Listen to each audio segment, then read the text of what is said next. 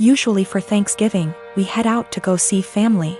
Someone else always hosts. We typically help sponsor the host by paying for cleanup, etc.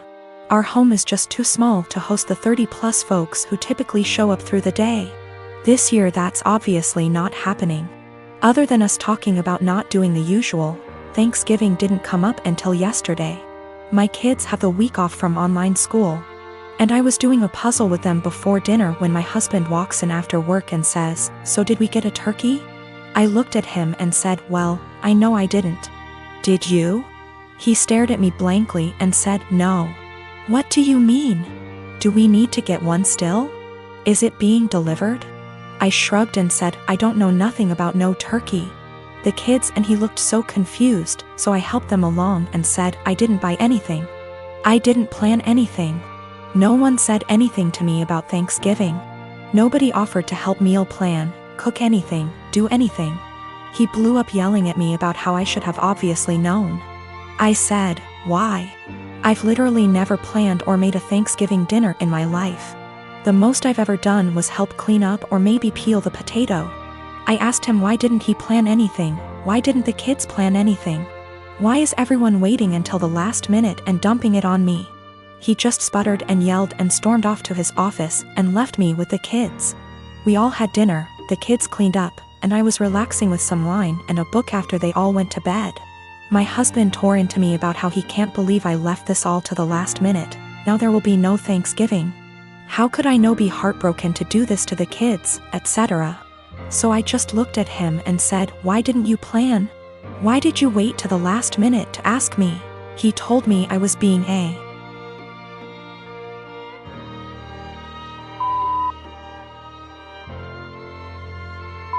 for no reason and stomped off to go sleep in his office. He left without saying a word this morning. I followed up with my kids and asked them if they wanted Thanksgiving. They said they didn't care because the food isn't that good most of the time anyway. I work as well. We split chores, but there's no hard line. I do some, he does some. We both cook, and the oldest cooks as well. I just don't get why Thanksgiving is on my plate. Why, just because I'm a woman? A lot of people seem to think that my kids are like toddlers or something. They're old enough to help make the menu for dinners, help with cooking, etc.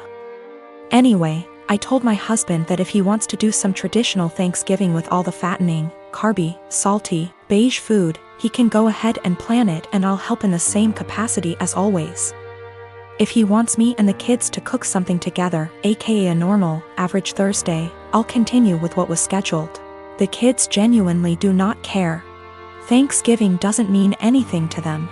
One of them has been asking for us to stay home for years.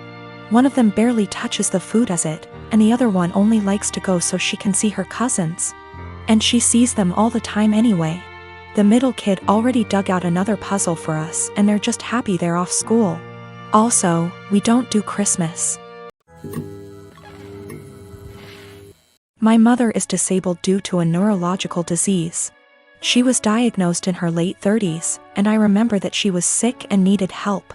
I used to really look up to her as a supermom who could overcome any obstacle. That was until my father died. My father died over 10 years ago when I was still in high school. At that time my brother and I lived with my parents. I got a job when I was in high school after he left, cleaning the house, mowing the grass, buying food with money from work, paying bills when I could, the minimum wage is low, and cooking dinner for my mom and myself almost every night. My brother was rarely at home, except to sleep or because he needed money.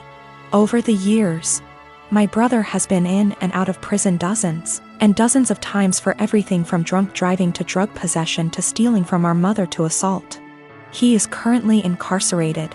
No one mentions him or expects anything of him, except my mother who, in violation of a court order for her own protection that she herself asked for, sends him money and speaks to him weekly as well as sends letters. Back to my father's death, a 7-month bout with illness. Almost 2 years after my father's death, I graduated from high school and went to college out of state. I sent money to my mom when I was in college, and I distinctly remember, for example, Using my scholarship I got in December to buy Christmas presents for my mom and brother, because I knew they wouldn't have anything if I won't buy. No one reciprocated, but I did not expect this. To be honest, I didn't care either until it became the norm over the next decade. That very Christmas, I was barely 18 years old, and I was collecting pennies to buy a cheap refrigerator after I returned home for the winter holidays with gifts, only to realize that there was no food in the house. My brother, in a drug-fueled rage, tore down the Christmas tree I had bought and decorated and threatened to kill himself if I didn't give him the money because no one loved him, and that would prove that I cared. It is important to note that even during this time, my mother continued to let my brother, who became a criminal, back to the house. I'll try to skip my college and graduate years, but suffice it to say that I met my current husband and spent less and less time at home. When I was at home or when my husband and I were visiting, it was like this: clean my mom's house, buy mom food, cook for mom, take care of my mom.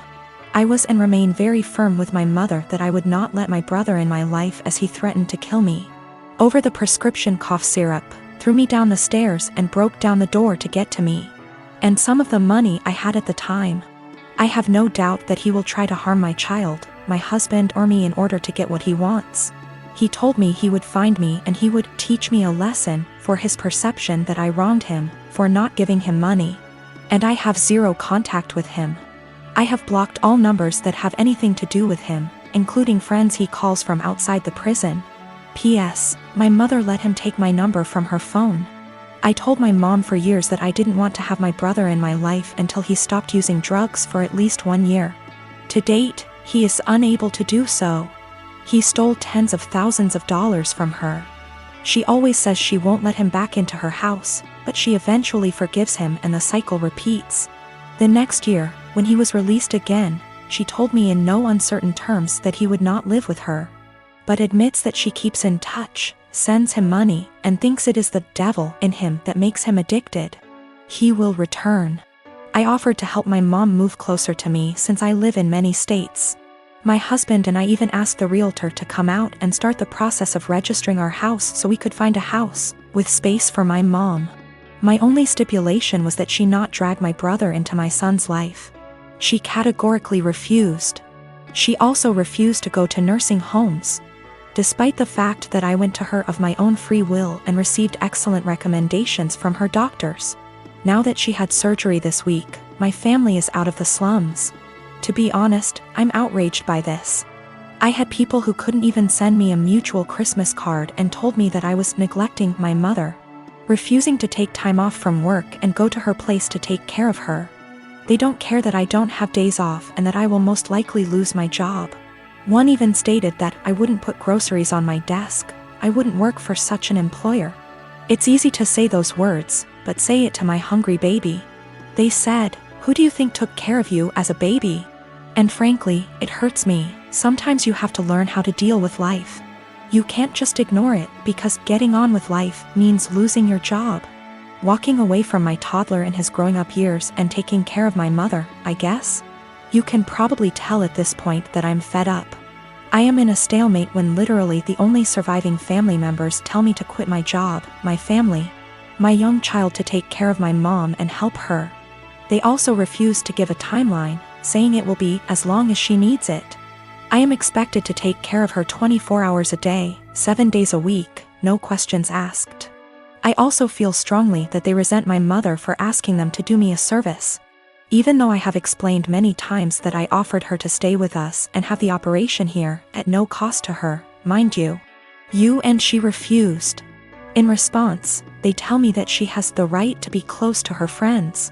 I also tried to explain that by bowing to her at every call. They give her an opportunity, but they don't want to hear it. They don't seem to hear me when I try to explain that. For example, helping her get out of the physical therapy room a week and a half before her doctor's recommendation gives her an opportunity, and ultimately hurts her independence. She is used to everyone doing everything for her. For example, during the last visit she was very upset that I did not take her to Walmart, because she had to go there almost before the baby went to bed. It was not emergency. She wanted to look around. My mother, in all this confusion, has taken the position that although she doesn't want me to lose my job, a good daughter should take care of her mother. Frankly, I am very hostile to this statement, because my mother did not call me on my birthday before my father died. I tried to build some kind of relationship with my son. I always try to chat with them or talk on the phone. And in the last 12 years I can count on the fingers of one hand how many times she called me just to tell me about me, or my son, or ask how we are doing. If she does call, there is always an ulterior motive, money for my brother or for her because she gave my brother everything. I'm on the edge. I can't work full-time, take care of my family, and expect to hear several times a week how bad a person I am for refusing to give up everything I've worked so hard to take care of mine. Mother. No matter what, I love my mom. My husband and his family saw it unfold and several people remarked, "Why are you even trying?"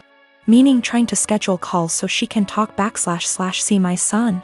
I invited her to my house earlier this month, scheduled plane tickets, airport assistance, etc. Just to watch her play on her phone or spend time playing with the dog instead of reading a book to my little one who just wanted her attention. Today, as if the last straw was needed, I called to check on her and she stated that she was going home against the doctor's orders because her dog needed her, because the dog was sick. First, he has a very minor skin condition that is almost 100% cured thanks to her friend giving him a prescribed ointment. Secondly, my little one got sick this week, meaning he didn't go to kindergarten for 3 days. And even after I told her about it, she never called to find out how he was. Just like she never called to check on him when he came down with the flu last year, or when he had a mysterious week-and-a-half illness earlier this year that resulted in 4 doctor visits and a temperature of 104 degrees. I can't take it anymore. I am literally writing this as a last resort. My husband tells me not to talk to anyone. That's the whole family I have left except for one paternal aunt. Because he sees me cry when hurtful comments and guilt come into play. He sees me trying to hide it from my child. But then I feel like I'm giving them what they want, right? Look at little Miss Potato, such a bad person and so inept at dealing with life. She just chose to ignore us all. But I can't defend myself all day in front of extended family members whom I've seen for over 10 years. And in some cases over 2 decades. Nothing I say will ever be good enough. I was told in no uncertain terms that I was a terrible person because I refused to leave my husband and young child and move across the county to take care of my mother. Postscript, I am not subject to the FMLA. My employer is not large enough and there is no comparable law in my state. I have 1 day of vacation left due to my son getting sick earlier this year. My husband gets almost 3 times as many days off, so took many more days to take care of him. In general, I do not want to lose my job or look for another one. It's a good job, it's just limited to a small company. She refused to move in with me. Either my husband and I are building a mother-in-law, or we are moving to a bigger house. Any aid agency or nursing home. She hesitates about allowing housework, but contradicts herself on the matter, telling me that Susie can help her if she needs anything, or that she has friends she can call, or, more often than not, she does well and can take care of herself. She wants help, but only when she wants it and only on her own terms. She told me that she would not end her relationship with my brother. I managed to get her to agree to a consultation after my brother attacked her, stole her car and pawned all her appliances. She moved to a domestic violence shelter but declined to press charges. This happened when I was 7 months pregnant, and when I refused to drive 20+ hours in a car. I was told essentially the same thing that I am being accused of now. She justifies my brother's behavior. He hooked up with the devil, and he can't leave him. I've talked to the Adult Protective Services counselors, and it all comes down to the fact that she's an adult. She can make her own decisions. Her doctors, although they seem to agree that she may need help taking care of herself, refuse to state that she is unable to take care of herself. My wife and I have a 2-year-old son and have been married for 4 years. Our anniversary was a month ago and we found a nice, secluded cabin on Airbnb and rented it out for a long weekend getaway. My wife asked her parents if they would be willing to watch our son, and they agreed as long as we dropped him off at their house. That worked for us since it was on our way anyway. I was raised Lutheran and my wife was raised Catholic. but neither of us currently go to church and have not had our son baptized. My mother-in-law knows this and hates it. She thinks our son needs to be baptized or he will burn in hell. She's that kind of Catholic. So we go on our trip, and when we pick up our son and ask how the weekend went, mother-in-law says everything went fine and that she has saved my son's soul from the devil. I ask her what she meant, and she says she had our son baptized that morning at her church. I tried my best to keep my cool so I didn't scream at mother-in-law in front of my son, but I pretty much grabbed my son and left.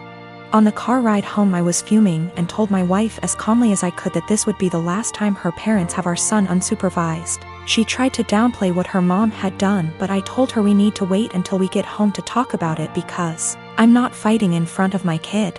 When we got home and had a chance to talk about it, things got heated.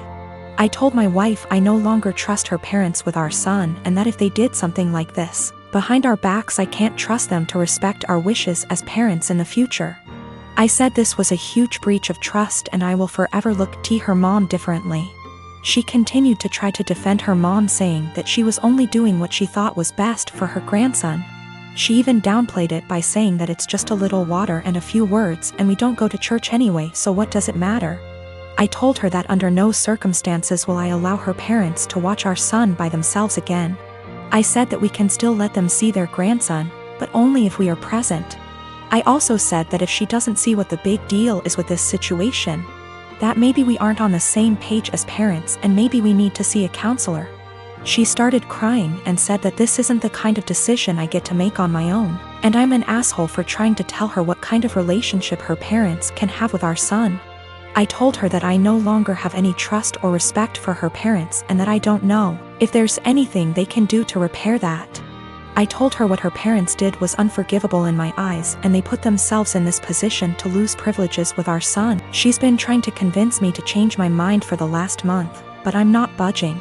To me, this is a hill I'm willing to die on. I am 20, female, have recently moved out of my mother's house for college. I enrolled in scholarship. The other night, my mother wanted her, my younger brother, and I to have dinner together. It's been a while since we've spoken, and I'm afraid this might happen again. We were having a nice night, the dinner was delicious, and honestly, we were all having a good time. Eventually, we got onto the topic of how things were when I was younger. I made the comment on how her behavior when I was younger made me feel like I missed out on a lot of things as a child. She disagrees, and tells me that I'm being dramatic, and that my childhood was perfect. Quote, I was lucky to have a mom who cared as much as she did. My mother gave birth to me when she was 18. My father walked out when I was young, due to a personal conflict between the two. So, she raised me on her own until I was 7. She met a guy, and they ended up having a kid together, my younger brother. He was a golden child to my mom. His father was only a temporary item, as he left as well, soon after. Although the father of my brother was still visible in his life, I didn't have anyone to look up to as a father figure. Eventually, my mom went through a phase of depression after they separated. She started to care less and less about her children, and more about her parties and men she wanted to sleep with. It ended up getting so bad that by the time I was 10, I was a full-time caretaker of my younger brother. With the exceptions of the weekends he was with his father. I started to cook, clean, do everyone's laundry, and take care of everything outside of the boundaries of my home. From ages 13 to 15 I began missing out and losing good friends because I wasn't able to participate in any activity related to anyone else. I didn't get a car or a phone until I was 18, and even then I wasn't allowed to leave my house. I graduated senior year with flying colors and ended up getting a scholarship to a really good college. I took this opportunity not only to focus on myself, but to also help my mother realize that I was not going to be around forever. When she found out I got the scholarship, she threw a fit and told me I wasn't allowed to leave my responsibilities here at home. I left a week after the conversation. I did make sure that my younger brother was safe with his second guardian at the time. My mother and I talked on some occasions but never really kept contact. We got together, and you know the story. She told me I am an asshole for saying that she never really took care of me or my younger brother. I told her that eventually, she will need to get help and stop victimizing herself. But I'm starting to feel guilty, and that maybe I was dramatic after all. I've officially decided that I no longer need my mother in my life at this point in time. I'm now going to only focus on myself and working towards a successful career in law. Of course, my mom won't take it well, but it won't really matter to her in the long run. Her children never really mattered to her. I'm going to stay in contact with my younger brother, though. I'm going to make sure that he doesn't possibly go through the same amount of trauma I did.